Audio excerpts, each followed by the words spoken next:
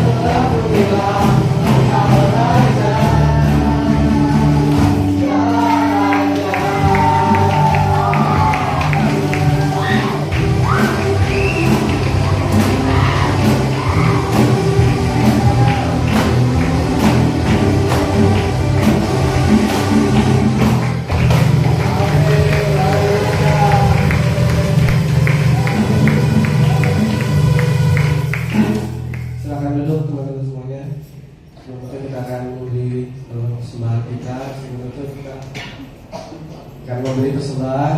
Mulai teman-teman akan persembahan kita di sebelah kita, dan kita akan katakan kata-kata iman ini. Kami percaya memberi persembahan adalah bagian dari ibadah. Memberi persembahan adalah bagian Dengan memberi persembahan, kami memuliakan Tuhan dengan harta kami. Kami mau memberi dengan sukacita dan hati yang bersyukur. Dalam nama Tuhan Yesus, amin. Selamat memberi, Tuhan Yesus memberkati.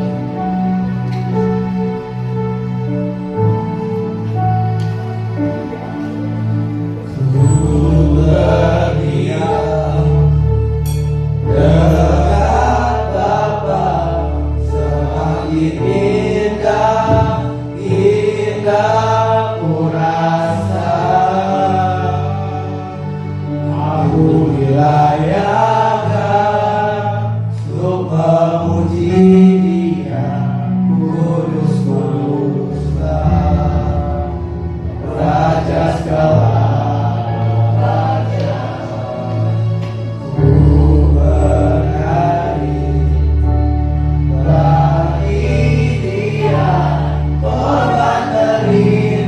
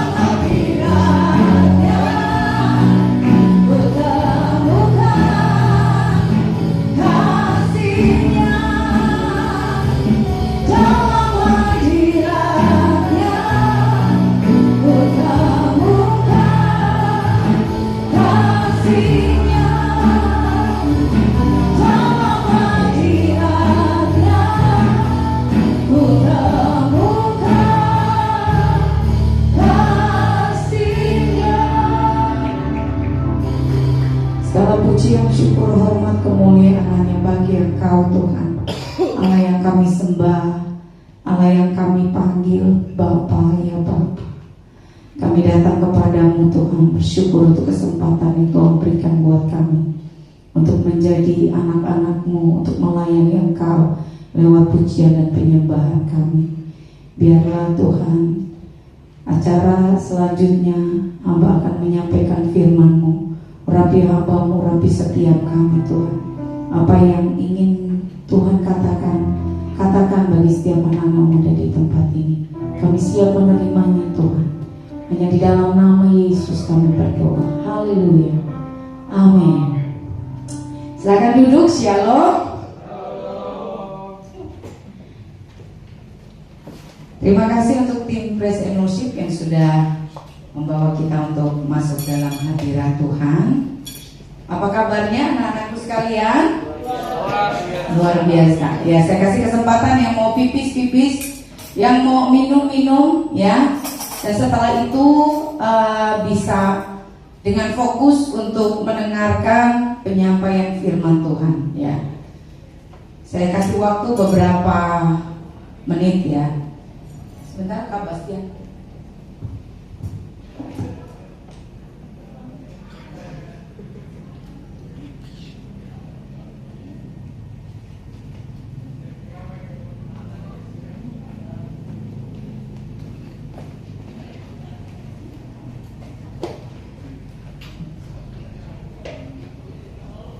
Oke, ya.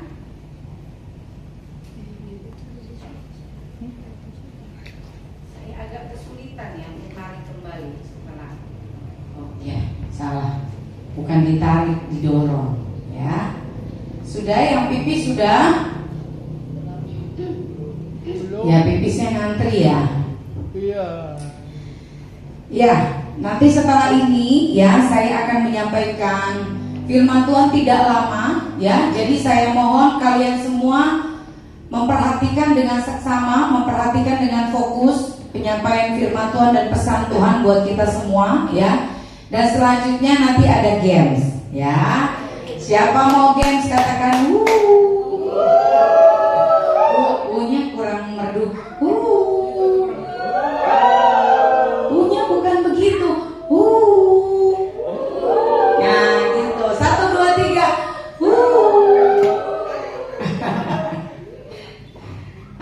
Di sini kurang ini ya, padahal nyanyinya bagus-bagus ya, tapi kalau pas kurang begitu ya. Oke.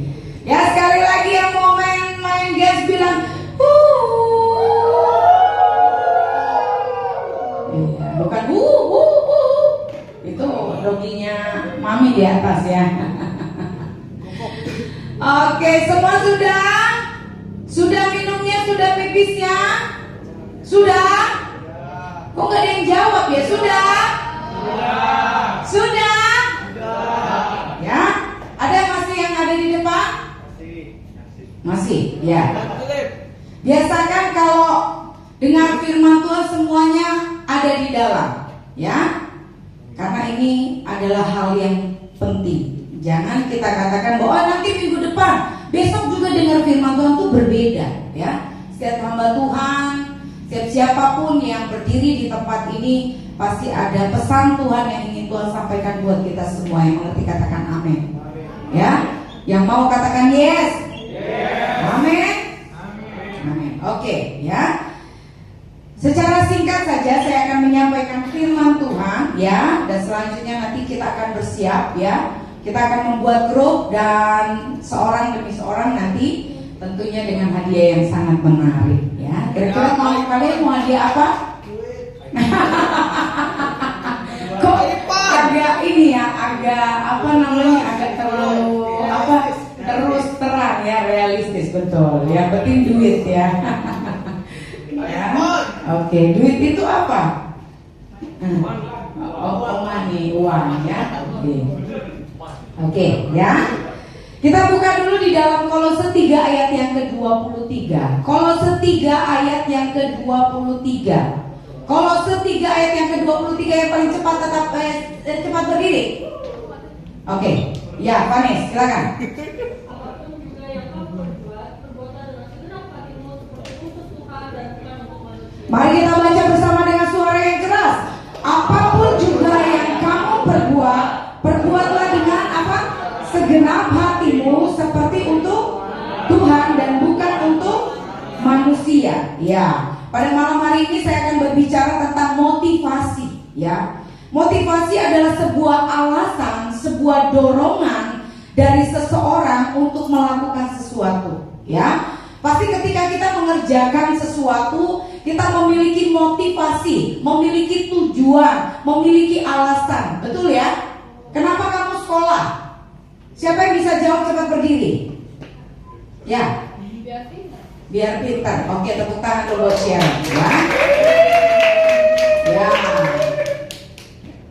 Siapa lagi yang bisa jawab? Kenapa kamu pacaran? Ya jangan jaim. Cepat berdiri, jawab. Gak ada yang berdiri ya. Oh, di sini gak ada yang pacaran ya? Gak ada ya? Oh, gak ada. Oke, ya. Oke, saya bisa paham ini ya. Oke, ya. Ya, oke, kamu udah berdiri ya. Kamu mau bicara apa? Ya, ya kenapa alasannya kamu pacaran? Mengungkapkan arti kasih sayang. Ya, kenapa? Kenapa harus pacaran? Mengungkapkan kasih sayang bukan bisa sama orang tua atau sama teman. Kenapa harus sama special person? Kenapa? Dia mulu. Loh, udah main kasar nih, diem loh. Gitu ya, nggak boleh main kasar sini ya. Oke, ya kenapa? Karena Ya. kita harus belajar memahami setiap orang yang mungkin punya perbedaan sama kita. Contohnya kayak masalah teman nggak pilih gua. Oh, oke lah ya, bisa terpahami ya. Ya, jadi ingin mengungkapkan kepada seseorang ya, tapi tidak boleh tepuk tangan dulu. Ya. Ya, mungkin ada yang belum pacaran di sini yang ingin mengungkapkan. Ya, ayo. Wah, ini Mita di depan. Ayo Mita. Ayo, Mita. Kenapa alasan berpacaran? Enggak. Ya, ada? Ya, Kak Bastian. Ya, ayo silakan Kak Bastian. Jangan bilang karena dia cantik ya. Nah, ya. Belum. Tenang.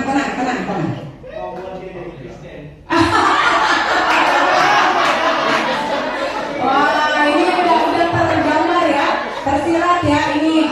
Sekarang Kak Bastian gebetannya, ya kita doakan bersama-sama ya. Kita doakan bersama-sama supaya imannya Kak Bastian ini kuat ya. Oke, ya. Boleh, nggak apa-apa ya. Yang penting iman kita itu lebih kuat. Jangan sampai nanti kita yang ke bawah ya. Karena gelap dan terang itu nggak bisa nyatu. Bukan karena warna kulit, betul? Betul ya? Nah, kalau warna kulit gelap sama terang itu bisa bagus. Bukan nanti anaknya seperti zebra, bukan ya. Bukan nanti belang-belang, bukan ya.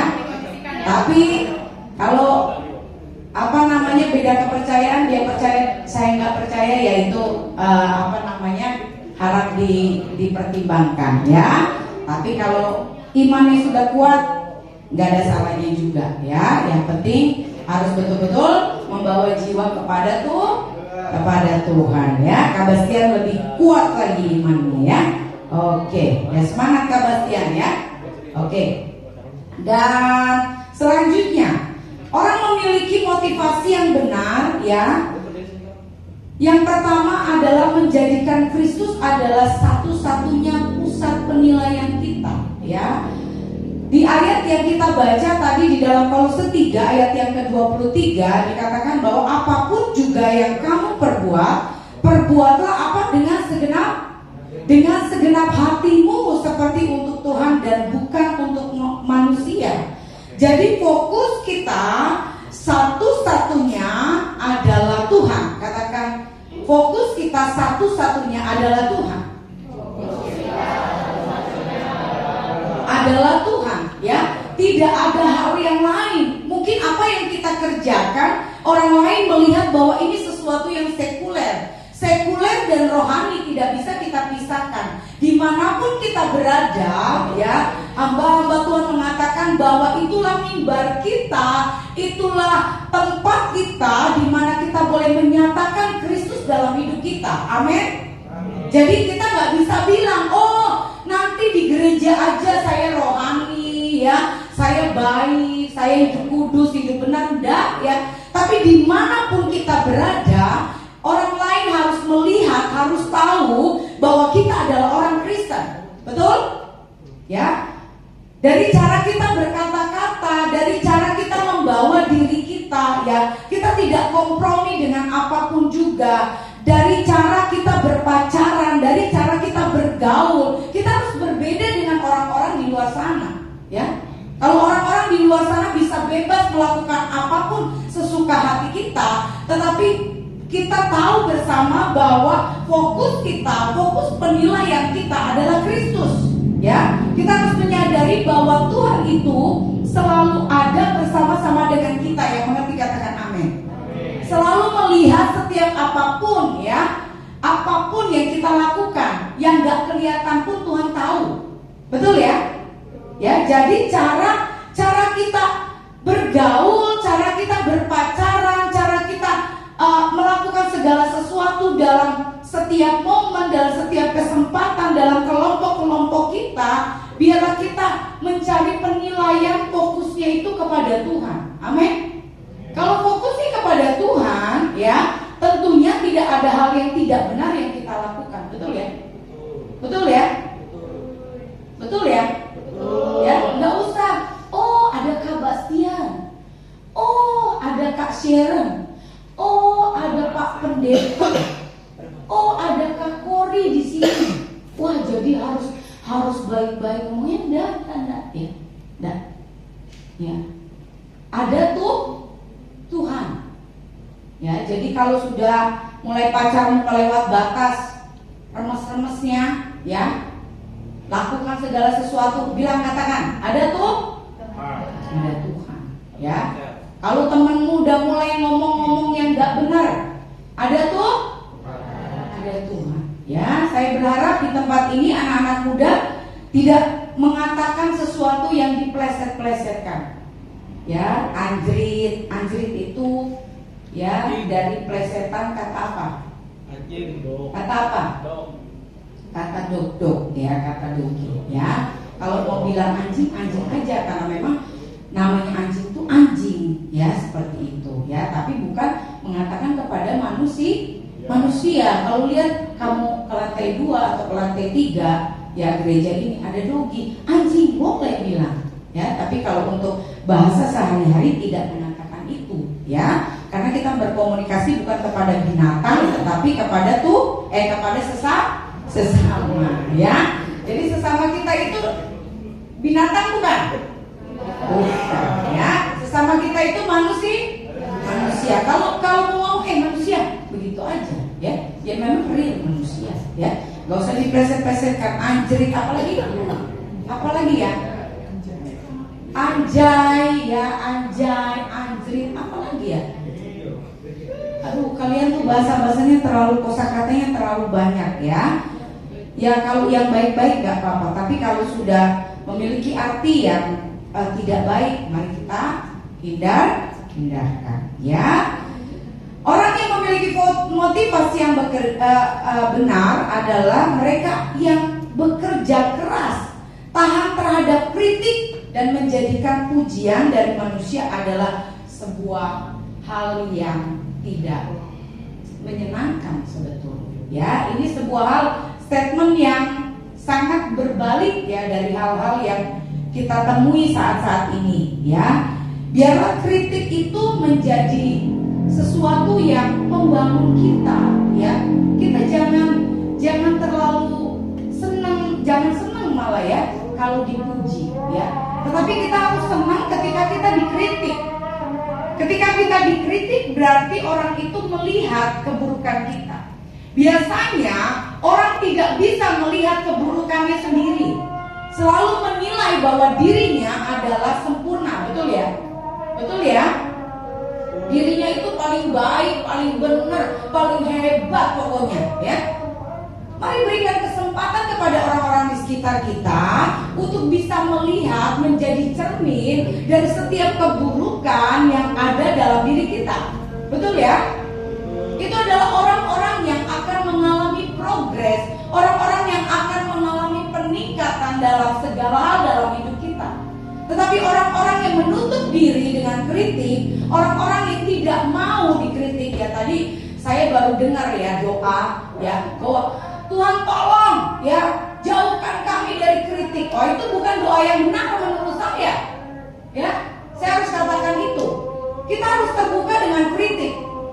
Saya sebagai gembala di tempat ini dengan suami saya sangat terbuka dengan kritik. Ya, walaupun mungkin dengan cara yang santun ya menyampaikannya. Ya, tentunya ketika saya mau mengkritik misalnya Angel, ya, saya tidak mengatakan ini di depan umum, ya. Karena itu nanti akan membuat kritikan itu tidak akan bisa sampai dengan baik, ya.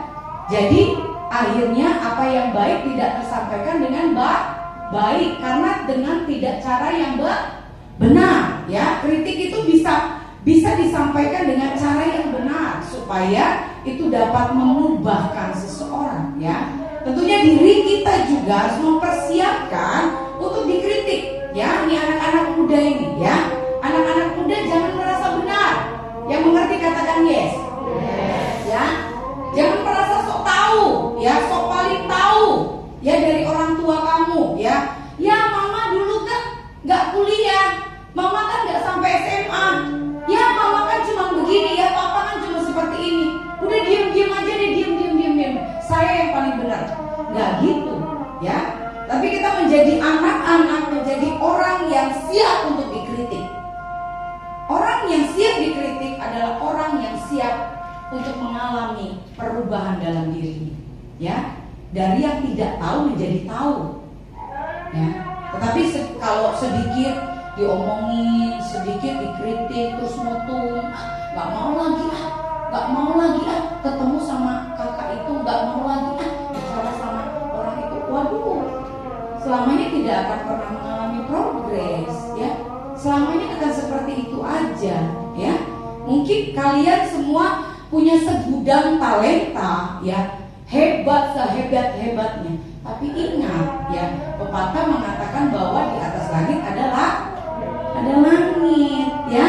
Jadi kalau kita mau tahu, ya, kita semakin disempurnakan, berarti yang tidak sempurna itu harus dikeluarkan, ya. Bagaimana caranya dikeluarkan kalau kita nggak tahu yang nggak baik itu ada dalam diri kita, betul ya? Kita kan nggak tahu semuanya sempurna, ya, semuanya baik dalam hidup kita. Yuk, jangan suka sama seseorang, ya, hati-hati. Packaging itu biasanya menipu, ya. Apalagi kata-kata itu biasanya menipu. Jangan terlalu suka sama orang yang terlalu banyak pujian, ya. Ih, kamu seperti ini, ya, boleh sih sesekali kita puji, ya, kita mendengar pujian, tapi dengan tulus, ya, mengatakan itu dan kita menerimanya juga dengan tulus. Tapi bukan berarti untuk menjadikan itu sesuatu yang membuat kita sombong, ya, membuat kita menjadi anak-anak yang wah, emang saya hebat, saya luar biasa, ya. Tetapi menjadi pribadi yang terus rendah hati, ya. Mengapa kita harus memiliki motivasi yang benar, ya? Yang pertama, siapa yang lebih cepat ini, ya? Di dalam Yeremia 17 ayat yang kelima, cepat berdiri dan baca firman ini, ya. 1, 2, 3, Yeremia 17 ayat yang kelima, cepat berdiri. Ya, jangan panis lagi. 1, 2, 3. Semua bawa Alkitab? Semua bawa Alkitab? Semua ada bawa Alkitab? Bawa? Bawa enggak? Bawa, ya? Oke. Ayo, 1, 2, 3, siapa yang sudah buka Yeremia 17 ayat yang kelima? 1, 2, 3, 4, 5.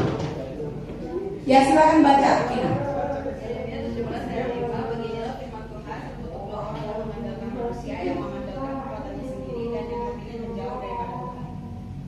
Ya, terkutuk orang yang mengandalkan manusia. Mengapa kita harus memiliki motivasi yang benar? Karena agar kita tidak mengandalkan seseorang, mengandalkan diri kita. Dan yang kedua di dalam Mazmur 37 ayat yang ke-23, dengan cepat berdiri mengatakan firman Tuhan. 1, 2, 3. 1, 2, 3. 1, 2, 3. Selesai. Tuhan menetapkan langkah-langkah orang yang hidupnya berkenan kepadanya. Jadi kenapa kita harus memiliki motivasi yang benar, yaitu mencari penilaian dari Tuhan, supaya kita langkah-langkah kita adalah langkah-langkah yang ditetapkan oleh Tuhan, tidak menyimpang ke kanan dan ke kiri. Yang ketiga di dalam Roma 11 ayat 37, 1, 2, 3. 1, 2, 3. Yang paling cepat untuk bacakan ayat ini. 1, 2, 3. 1, 2, 3. Sebab segala sesuatu adalah dari Dia dan oleh Dia dan kepada Dia. Bagi Dialah kemuliaan sampai selama-lamanya. Amin. Amin. Oke. Yang tadi berdiri untuk baca firman ke depan. Dan yang lainnya boleh berhitung 1, 2, 1, 2. Kita akan buat grup 1, 2, 1, 2. Siap. 1, 2, ayo hitung. Kak Bastian, tolong Kak Bastian. Ini grup 1, ini grup 2.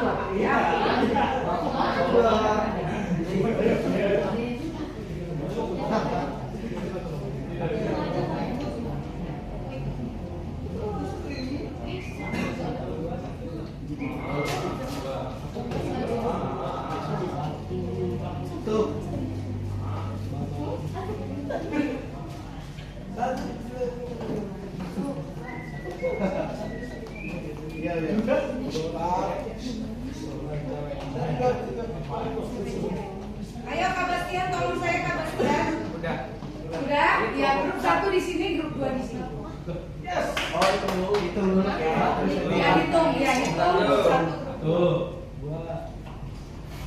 1. Bisa gitu.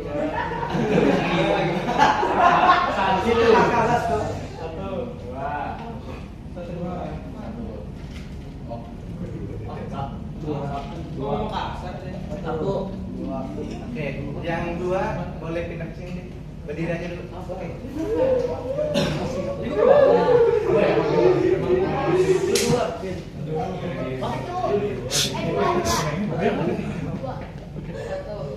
Habis tadi kenapa nggak berdiri?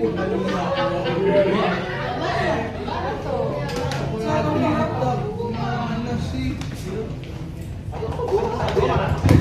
Kok dia 2 sih?